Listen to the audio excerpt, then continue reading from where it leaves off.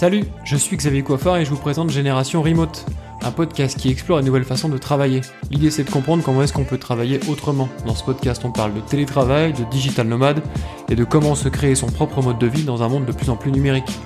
Je vous propose d'explorer ces différents univers sans filtre avec des personnes qui vivent au quotidien.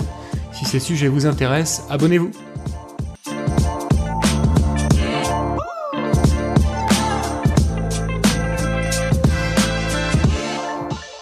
Bonjour à tous et bienvenue sur Génération Remote. Aujourd'hui, je reçois Marjorie Di Placido, qui est l'ancienne DRH de chez O'Clock. Donc pour ceux qui ne savent pas, O'Clock c'est un institut de formation qui forme des travailleurs de la tech et qui a la particularité de les former directement en full remote. Donc à la fois le staff et les apprenants sont en full remote depuis le début. Donc dans la première partie du podcast, on va discuter ensemble de qu'est-ce que tu as dû adapter dans ta pratique de DRH pour à la fois le recrutement, la gestion au jour le jour et puis le offboarding. Comment est-ce que ça modifie ta pratique de DRH?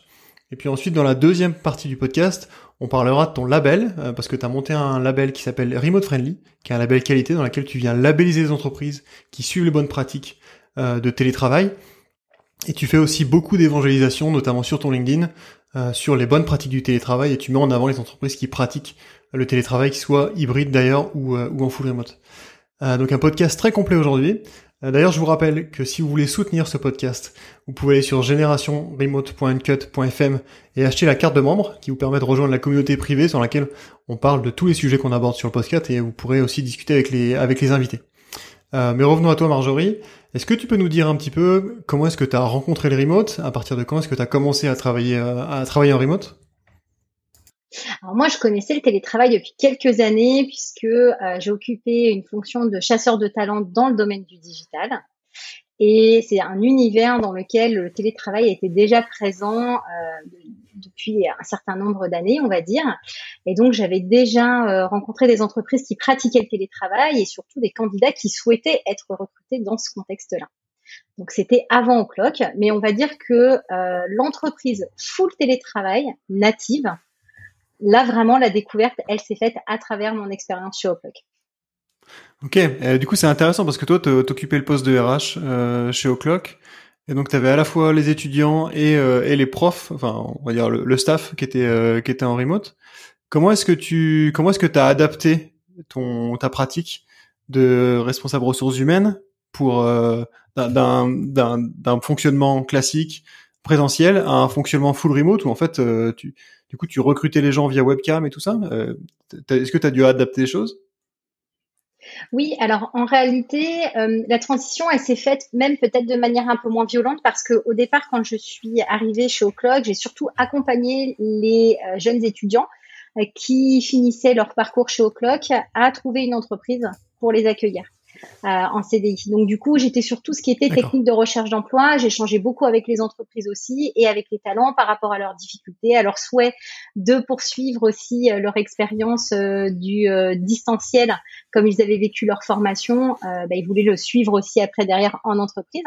Donc ça a commencé comme ça et puis petit à petit j'ai évolué sur des fonctions pures RH chez O'Clock jusqu'à vraiment me consacrer principalement à cette fonction puisque l'entreprise a très vite grandi. On est passé de 11 à 120 salariés en 2 ans et demi à peu près. Pour répondre à ta question, finalement j'ai la sensation que je me suis toujours référée à ce qui se faisait en présentiel pour la gestion des ressources humaines, c'est-à-dire que je pense que le métier de DRH aujourd'hui, parfois on oublie une chose, c'est le bon sens quand on accompagne une équipe et les besoins finalement que les salariés peuvent évoquer quand on est en face à face, on retrouve exactement les mêmes besoins quand on est à distance. Simplement, c'est la manière de communiquer qui va changer et le fait que certaines choses sont moins visibles. Donc, il faut essentiellement travailler sur ce qui fait défaut le plus souvent dans les entreprises. Et majoritairement, c'est la communication, le défaut de communication qui revient très souvent. Et c'est ce sur quoi on a misé en fait chez O'Clock dès le départ, où on a été vraiment dans la presque surcommunication, c'est-à-dire qu'on a été extrêmement transparent sur tous les sujets. Autant quand on avait un manager qui suivait une formation, en fait l'équipe le savait, que quand on avait une grosse information qui concernait de la vie de l'entreprise, eh bien toute l'équipe le savait également. On travaillait vraiment sur un fonctionnement libre en termes d'accès à l'information. Ouais, et clairement, la communication, c'est quelque chose qui revient hyper souvent sur ce podcast. C'est vraiment clé dans une entreprise en général. Et quand tu mets les salariés en dehors du même bâtiment, effectivement, il faut décupler cette communication. Sinon les gens ils perdent à la fois la culture et puis ils perdent le rythme et t'as du mal à recréer du lien. En fait, c'est la communication qui va créer le lien.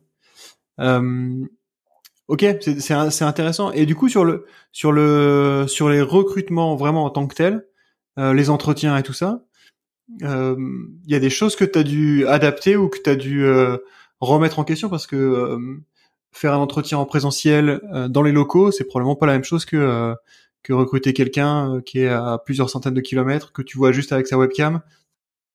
Oui, tu as raison. En parallèle, j'ai pas précisé une chose, c'est qu'on travaillait aussi de manière asynchrone, alors pas à 100% en asynchrone, mais quand même de manière asynchrone avec les équipes, ce qui fait qu'on avait besoin, au-delà de la notion de communication, d'avoir tous la même information accessible en un même lieu, on va dire, pour pouvoir récupérer ces Ouais. éléments-là à distance.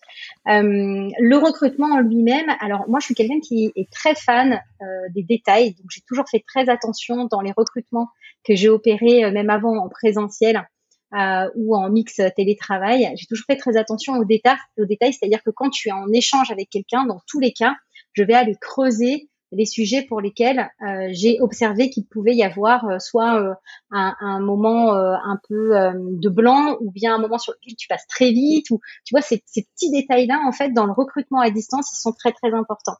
Et j'ai couplé plusieurs techniques Ouais. comme de la synergologie qui est finalement le langage non verbal exprimé par la personne que tu as en face de toi. Et ça, quand tu es en visio, c'est quelque chose également, c'est une technique qui est très efficace. Mais ça, c'est mon parcours, on va dire, de RH qui m'a permis d'arriver à ce fonctionnement-là. Mais quand tu recrutes dans une entreprise en remote, tu travailles avec des managers et avec des collaborateurs qui n'ont pas forcément ces connaissances-là sur la partie et sur les techniques de recrutement. L'important est donc de bien scinder les choses, c'est-à-dire de commencer à travailler notamment sur des fiches de poste qui permettent d'aller identifier très rapidement au-delà du voilà ce qu'on recherche comme profil et ce que tu vas finalement diffuser sur les réseaux, ce que réellement tu vas rechercher aussi comme soft skills et comment tu vas les, on va dire, catégoriser au niveau de la priorité dans ton recrutement. Derrière, notre process RH, il était très clair, il était assez rapide. Mais il y avait différentes étapes et notamment pour nous, c'était important de pouvoir se projeter quand tu es dans un fonctionnement en remote, vraiment tout de suite avec la personne qui potentiellement pourrait rejoindre l'équipe. Donc nous, on avait une méthodologie où on faisait passer ce qu'on appelle un confessionnal, où la personne enregistrait une vidéo courte sur sa motivation et les motivations, qui sont deux choses différentes, à rejoindre l'entreprise. Et du coup, ça, c'était quelque chose qu'on pouvait regarder complètement de manière asynchrone les uns des autres. Et puis après, derrière, on faisait déjà un premier retour sur le ressenti et le souhait de poursuivre avec le candidat. Ça, c'était une des premières étapes qui n'existe pas quand tu es en présentiel, finalement. Ok. En fait, de ce que j'entends, j'ai l'impression que c'était un parcours de recrutement relativement classique. À part la première étape du confessionnal qui permettait peut-être de faire du triage, on va dire, même si c'est un peu péjoratif. En réalité, je pense que ça, c'est quelque chose d'essentiel, de garder une certaine proximité avec une expérience qu'aurait pu vivre déjà un candidat qui postule, parce que c'est déjà assez angoissant finalement quand tu ne connais pas le fonctionnement remote à distance, de passer un entretien dans ce contexte-là. Donc du coup, l'idée, c'est vraiment d'essayer de donner un maximum de repères qui soient Ouais. identiques. Après, le fait d'y ajouter ta touche personnelle, alors nous, avec ce qu'on appelait le confessionnal et cette vidéo, ça permet vraiment tout de suite de Ouais. plonger quand même le candidat dans l'univers de l'entreprise et dans la manière qu'on a de communiquer en fait au quotidien, les uns avec les autres. Donc d'allier le fait que ce soit en visio, on ne demande pas un audio à ce moment-là pour se présenter. Donc tu vois, même ça déjà, ça commence dès le départ, dès la première étape RH, tu commences à être plongé dans la manière dont tu vas fonctionner avec l'entreprise. Et ça, c'est aussi apporter un peu ta politique RH, ta culture d'entreprise dès les premiers pas Ouais. finalement du candidat. dans la structure. Après, nous, on le faisait pas chez O'Clock, mais en revanche, ce que je préconise aussi maintenant dans ces étapes de recrutement à distance, c'est d'y associer un moyen pour que le candidat puisse lui aussi se projeter. Donc nous, tu vois, ça on le faisait pas. On avait besoin, nous, de savoir à qui on parlait, de savoir qui était la personne, de la découvrir à travers ce confessionnal. Mais à l'époque, on aurait pu aussi y associer une phase où on partageait, nous, des vidéos de l'entreprise, où on partageait des photos, des choses un petit peu plus intimes, on va dire, que ce qu'on trouve sur la toile quand tu veux parler de ton entreprise. Ça, c'est pas mal parce que tu équilibres, en fait, le rapport avec le candidat dès le départ. Et finalement, lui te permet d'avoir accès à une vidéo qu'il a enregistrée pour toi, et toi, tu fais la même chose de ton côté. Ça, c'est vraiment une reco maintenant que je préconise aux entreprises que j'accompagne. C'est intéressant, je crois qu'il y a Welcome to the Jungle qui fait ça. Alors je connais pas bien leur offre commerciale, mais j'imagine que ça fait partie de leur offre quand tu veux te mettre sur leur plateforme. Tu peux avoir, enfin tu peux enregistrer des vidéos de présentation à la fois de l'entreprise en général et puis après du service par service. J'ai travaillé jadis dans une boîte qui avait fait ça. Et effectivement, c'était intéressant. Ça permet toi en tant que candidat de savoir un peu où tu vas mettre les pieds, quelle est la culture de l'entreprise grossièrement. Et ouais, faut que ça aille dans les deux sens, quoi. Mm. Ouais, la petite différence avec ce que tu viens de citer par rapport à Welcome to the Jungle, c'est que là, ce dont je te parle, c'est vraiment une projection très personnalisée.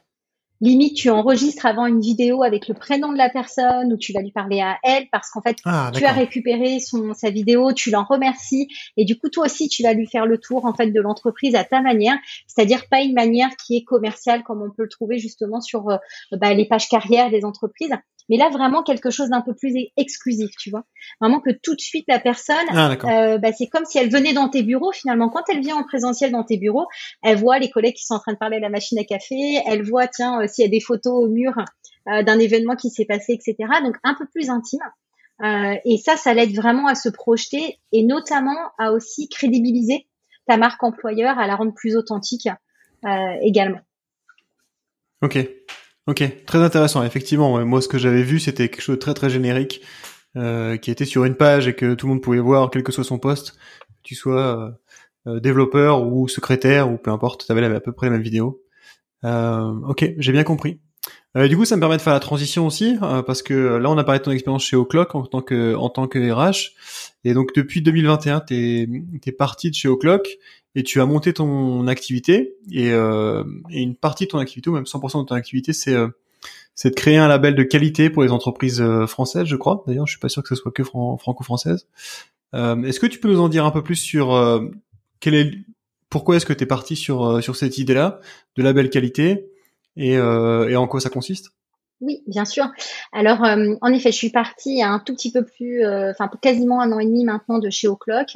J'en suis restée actionnaire, mais j'ai ressenti le besoin de quitter la structure pour diverses raisons, et notamment, j'ai été beaucoup sollicitée par des entreprises qui savaient qu'on était une des premières boîtes full remote native, qui savaient qu'on venait de vivre, comme tout le monde, la crise, mais qui du coup avaient aussi un regard un peu différent sur nous, parce que comme on avait mis en place le remote avant la fameuse crise sanitaire, ils se sont rendus compte qu'on avait aussi plus de recul sur pas mal Ouais. de sujets, notamment juridiques, le fait d'avoir une croissance rapide parce que c'était le cas pour l'entreprise, etc. Et donc, du coup, je me suis rendu compte qu'il y avait un vrai besoin finalement d'information, d'accompagnement, de pouvoir répondre à des questions basiques en fait de ces entreprises-là. Et je commençais à être de plus en plus sollicitée sur ces sujets. Comme c'était pour moi le bon moment en fait de quitter O'Clock, c'était vraiment un besoin aussi de mon côté. Et bien du coup, je me suis lancée directement dans ce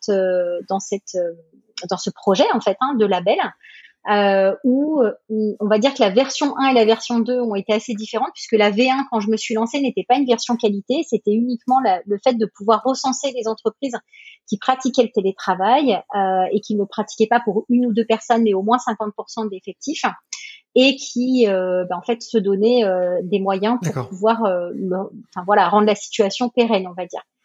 Et puis très vite, j'ai eu 40 entreprises labellisées très rapidement dans les tout premiers mois.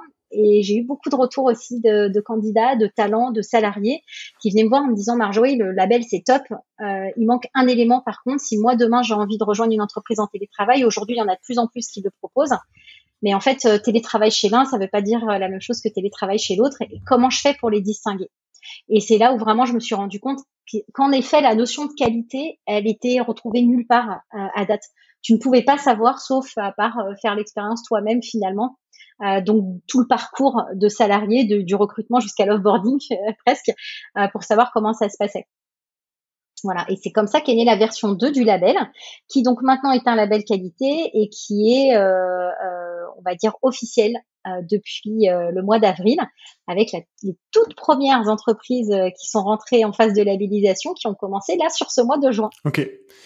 Ouais, c'est hyper intéressant parce que là, on enregistre là le 26e épisode du podcast et c'est vraiment quelque chose qui revient à chaque fois. À la fois les disparités de travail ou de télétravail, on va dire, en fonction des entreprises, clairement. Et puis aussi beaucoup de flou. En fait, il y a pas mal de ressources dans l'univers anglo-saxon, on va dire, plutôt start-up, des gens qui ont fait beaucoup d'efforts sur la communication de comment est-ce qu'on fait une bonne entreprise en remote. Mais il y a très peu de ressources en français. Et même il y a très peu de boîtes françaises qui le portent en fait. On en parlait dans l'épisode précédent à propos de Plateforme SH. C'est une grosse boîte qui grossit de plus en plus. Ils sont en asynchrone et en télétravail depuis le début, mais en fait ils communiquent assez peu dessus et ils font pas beaucoup de travail d'évangélisation. Là où une entreprise comme GitLab, qui est américaine, elle du coup fait beaucoup de travail d'évangélisation sur le remote et tout ça. Donc il y a clairement à la fois un besoin et un manque énorme de presque de documentation de comment est-ce qu'on fait une boîte remote quand on est français et qu'on n'a pas forcément envie de suivre. Et en plus, il y a plein de sujets, typiquement le sujet juridique, sur lequel il y a des gros trous, il y a plein de flous et on peut pas suivre les boîtes américaines sur le juridique, clairement pas quoi. Oui, tout à fait. Il y a des écarts certains et comme tu le dis, en fait, les boîtes qui documentent le plus sont des boîtes anglo-saxonnes, mais on peut pas se référer sur plein de sujets d'ailleurs à leur manière de fonctionner. Donc ça laisse un vrai trou, un vrai flou finalement pour les entreprises françaises. Il y avait cette nécessité de pouvoir donner ce fil conducteur en fait aux entreprises pour aller dans la bonne direction.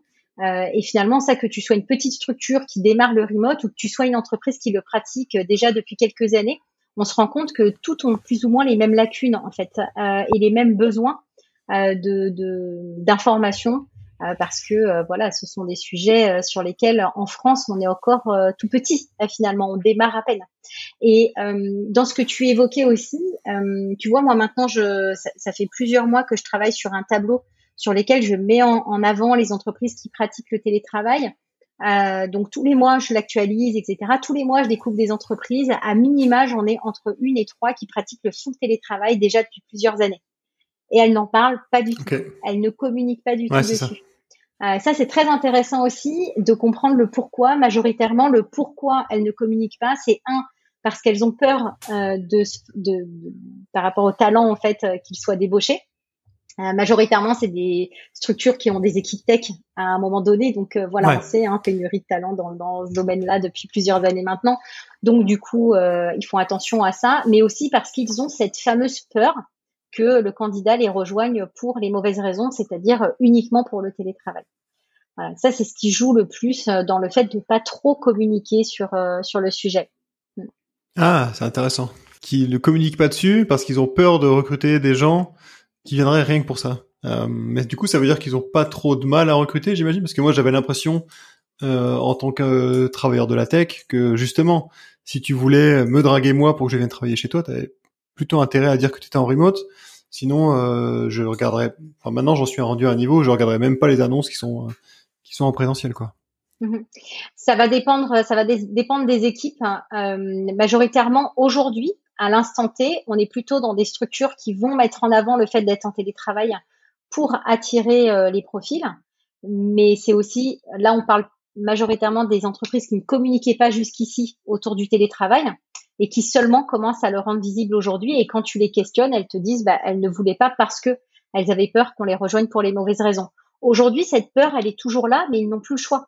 C'est toute la différence, en fait, entre il y a 2 ans et aujourd'hui. Et de ce que toi tu vois, c'est quel type de remote? Est-ce que c'est du remote partiel, genre 2-3 jours, ce qu'on va appeler du travail hybride, 2-3 jours au bureau et 2-3 jours chez toi, ou est-ce que c'est du full télétravail? Très très grosse majorité d'hybrides, avec en moyenne, on va dire 3 jours par semaine en Ouais, télétravail, 2 jours au bureau. Après, ça, dans le format hybride, c'est le plus commun avec l'entreprise qui, elle, propose 2 à 3 jours par mois dans l'entreprise. Donc, tu vois, il y a une différence entre les deux, mais ce sont vraiment les deux modèles hybrides qui fonctionnent le mieux aujourd'hui et pour lesquels il y a le plus de retours. Le full télétravail reste quand même réservé aujourd'hui à des entreprises déjà d'une certaine taille. Passer les 100 ou 150 salariés, tu vas déjà avoir beaucoup plus de difficultés à retrouver une structure dans ce contexte-là. Et aussi, ce sont des entreprises qui majoritairement connaissaient le télétravail avant la crise sanitaire. Il y en a très peu qui sont passés au full remote. J'ai quelques exemples en tête, deux, trois comme ça, qui sont passés au full remote au moment de la crise, mais c'est pas une majorité.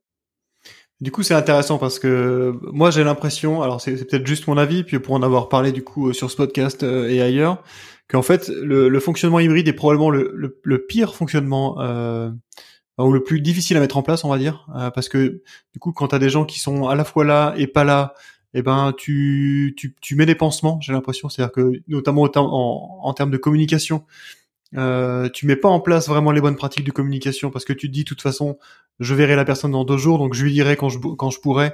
Et en fait, il y a des communications qui sont des communications informelles qui sont toujours à la machine à café, alors qu'il y a la moitié du staff qui est pas là. Enfin voilà, il y a plein de problèmes sur l'hybride ou plein de difficultés qui viennent avec l'hybride. Et en fait, j'ai l'impression que beaucoup d'entreprises post-Covid ont mis en place ce truc-là parce que c'est ce qu'il y a de plus simple. Elles ont été forcées de faire du remote, donc elles ont fait de l'hybride quelques jours par semaine.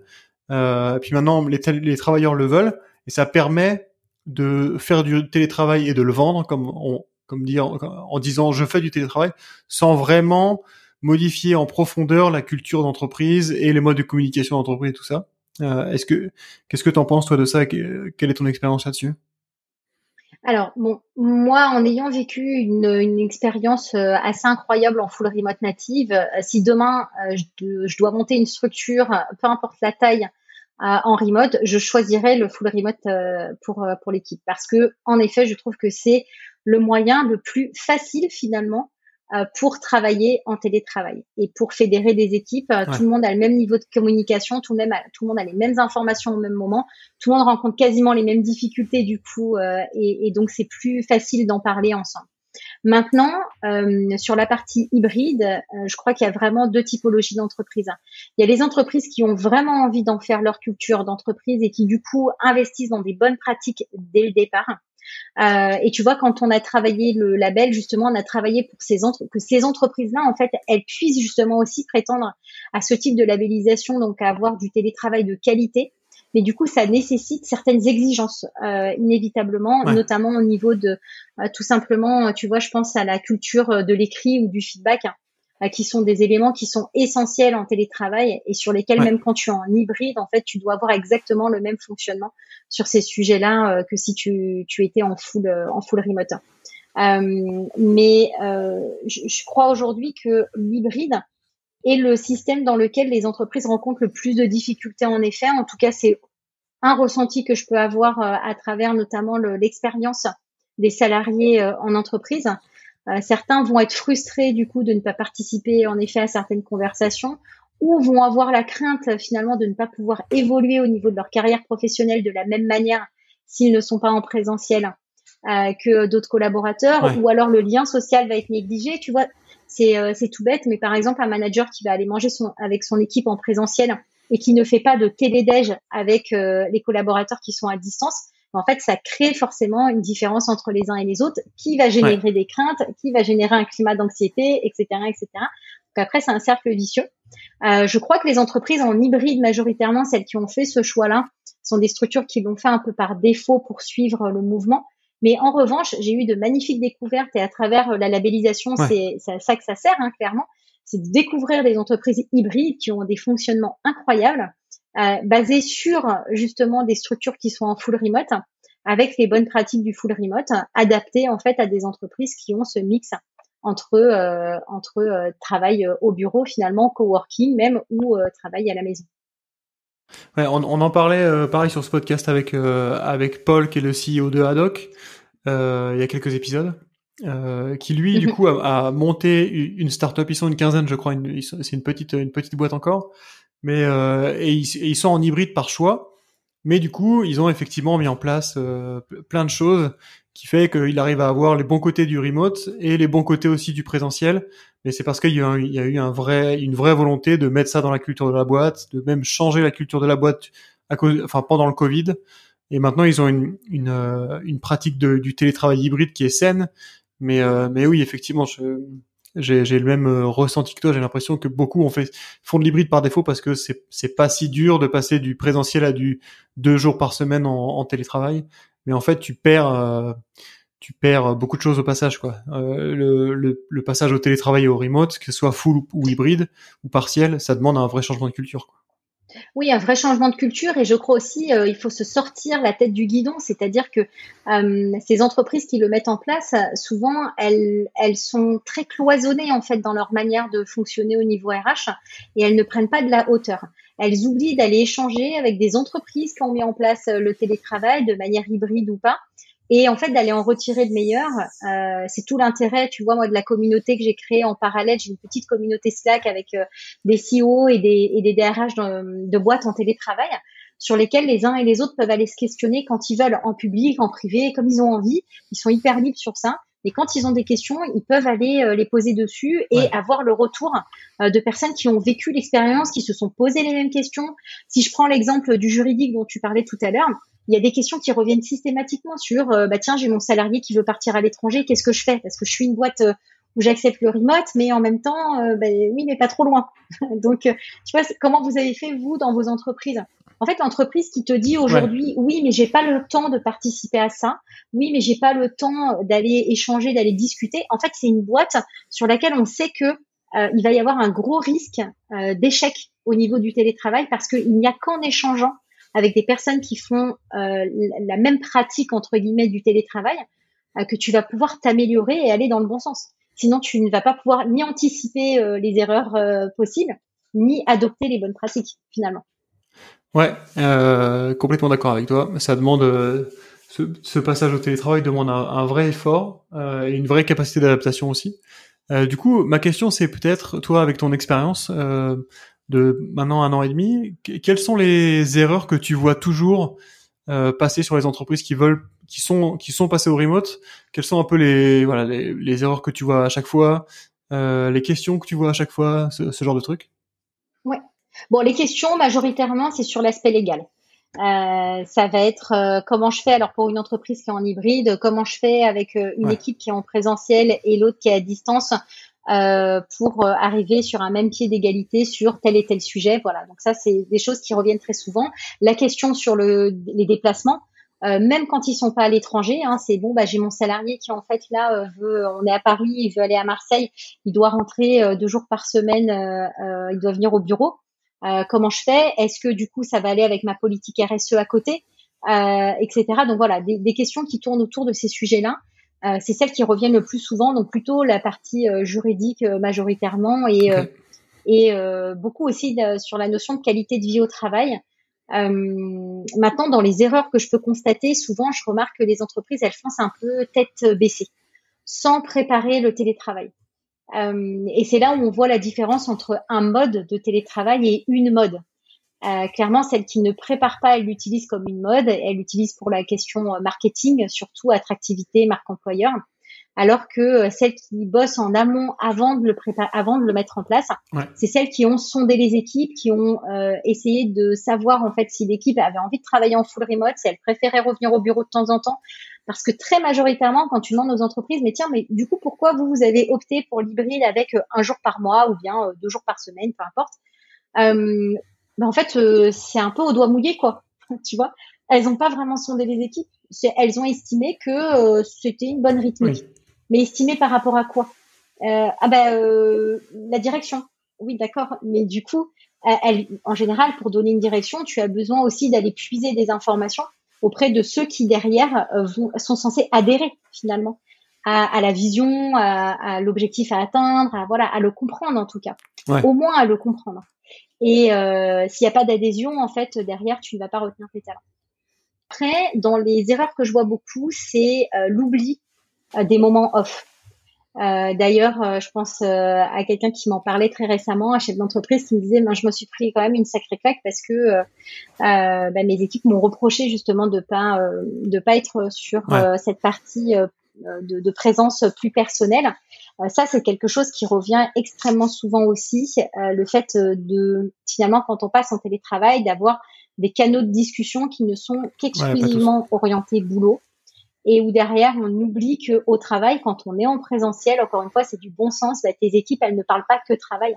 Elles vont parler du petit qui a fait de la fièvre hier soir et que tu as dû emmener aux urgences, des prochaines vacances qu'elles attendent avec hâte parce qu'ils sont fatigués, etc., etc.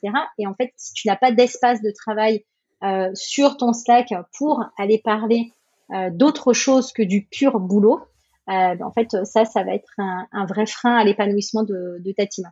Et dans les erreurs, pour compléter celle que je vois le plus souvent, c'est la sursollicitation des équipes avec, tu vois, des erreurs qu'on retrouverait peut-être pas forcément justement en présentiel, quoique ça va dépendre aussi beaucoup du management, mais c'est par exemple le fait d'aller faire des débriefs un vendredi à 17h, où là tu vas aller monopoliser en fait le membre de ton équipe en fin de semaine, sur un sujet qui va en fait le polluer pendant tout son week-end, alors que de toute façon il n'aurait rien pu faire le samedi, le dimanche sur ce sujet-là.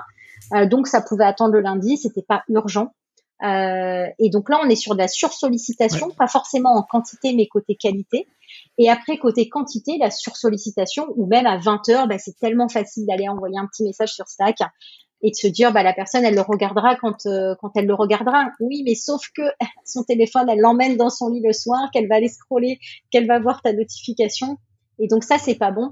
Donc du coup il y a des petites astuces basiques, simplement tu vois, renvoyer, mettre ton message, maintenant c'est possible sur Slack de le différer.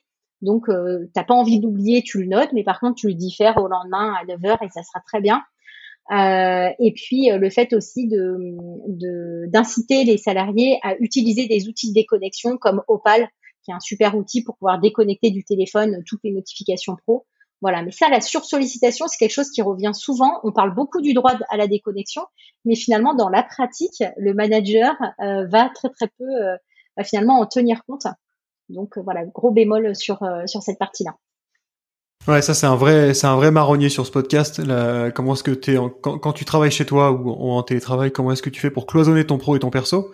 C'est un sujet qui peut sembler un peu bateau, mais même avec plusieurs années de pratique, t'as toujours du mal à cloisonner, c'est toujours difficile.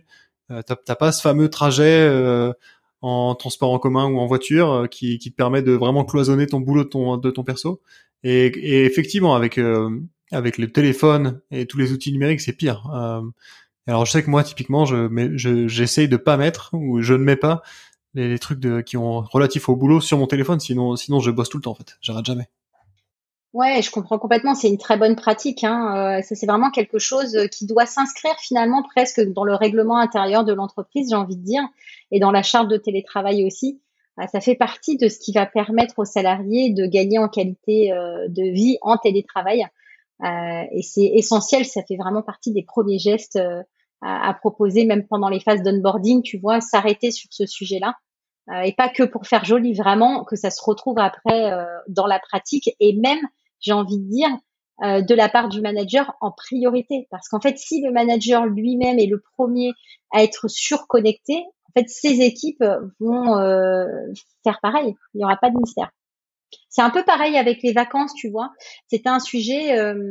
Moi, quand j'étais chez O'Clock, je prenais pas de vacances. Je prenais pas de vacances. À chaque fois, je laissais tomber mes congés pour qu'un membre de mon équipe puisse partir, etc. Et en fait, en faisant ça, c'est un mauvais exemple parce que derrière, ça veut dire que tu incites finalement presque tes salariés à faire pareil. Ok, c'est pas un signe de surinvestissement finalement d'être surconnecté. Et derrière, ça entraîne de la fatigue. Et ça, il faut l'accepter. Et je pense qu'encore aujourd'hui, beaucoup de managers ont du mal à s'autoriser le fait de partir en congé, le fait d'être déconnecté, de plus être joignable après 20h, parce qu'en fait, t'es avec tes enfants, t'es avec ta famille, t'es avec ceux que t'aimes, tes amis, peu importe. Et en fait, ça, c'est une très bonne pratique, le fait de montrer l'exemple en premier. On le néglige beaucoup. Ouais. Merci, très intéressant. Je finis toujours le podcast avec à peu près la même question que je transforme en fonction de l'invité. Du coup, quel conseil tu donnerais à une entreprise qui veut passer en remote ou qui est déjà en remote mais qui sait pas trop, enfin tu vois, qui a décidé de passer en remote mais qui sait pas trop où aller, quoi mettre en place en premier. Quel conseil tu donnerais pour se lancer? Ouais, alors ça va reprendre un petit peu, ça va être un peu un récap de ce qu'on s'est dit. Pour moi, la priorité déjà, c'est d'aller voir comment ça se passe ailleurs. C'est très important parce que c'est inspirant, parce que ça va t'éviter bien des erreurs et qu'en fait, normalement, tu ne cesses jamais d'évoluer quand tu es en télétravail parce que ça reste quelque chose et un sujet assez nouveau, donc sur lequel tout le monde est en train de se tester, plus ou moins aujourd'hui, et commence à partager leur expérience, qu'elle soit positive ou négative. Donc, il y a toujours quelque chose de très bon à prendre dans ce partage avec des pairs et même dans les retours en fait qu'on reçoit des salariés sur leur mauvaise expérience ou leur bonne expérience en entreprise. Donc, ne pas hésiter à les questionner en fait, c'est vraiment quelque chose qui me paraît essentiel. Après, c'est le fait d'adopter une bonne culture de l'écrit et du feedback. J'en ai parlé tout à l'heure. Ça, c'est quelque chose qui doit être visible dès les premiers jours. En fait, dès que la personne va signer sa promesse d'embauche finalement, on doit être dans cette culture de l'écrit et du feedback, on doit être dans cette notion de transparence et d'accompagnement tout au long finalement de son parcours du recrutement jusqu'à l'offboarding.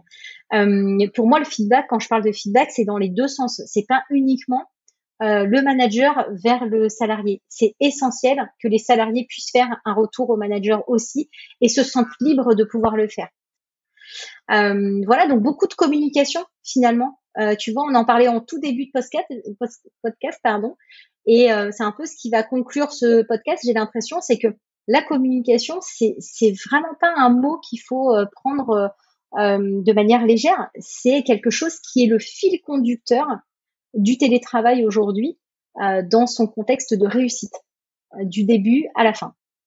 Complètement d'accord avec toi. Je crois que il y a à peu près 2 fils rouges ou 2 thématiques qui reviennent tout le temps sur ce podcast. C'est petit 1 la communication et en faire plus que pas assez parce que quand on est en télétravail par défaut, on est isolé et donc il vaut mieux redoubler d'efforts sur la communication, quitte à en faire un petit peu trop et puis ajuster.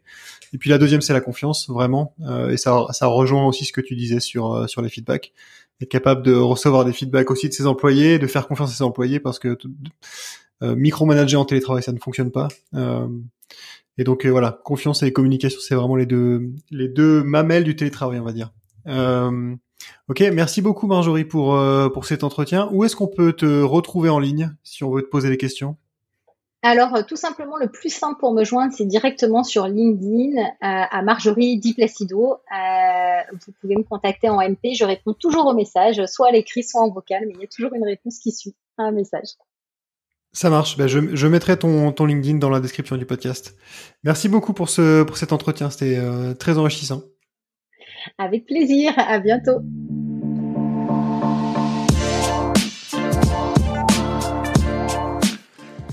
Merci d'avoir écouté Génération Remote. Si cet épisode vous a plu, n'hésitez pas à le partager autour de vous et sur vos médias sociaux, c'est ce qui m'aide le plus. Et si vous voulez rejoindre la communauté et soutenir le projet, vous pouvez aller sur generationremote.uncut.fm et acheter un NFT. Le prochain épisode sort dans 15 jours. D'ici là, portez-vous bien.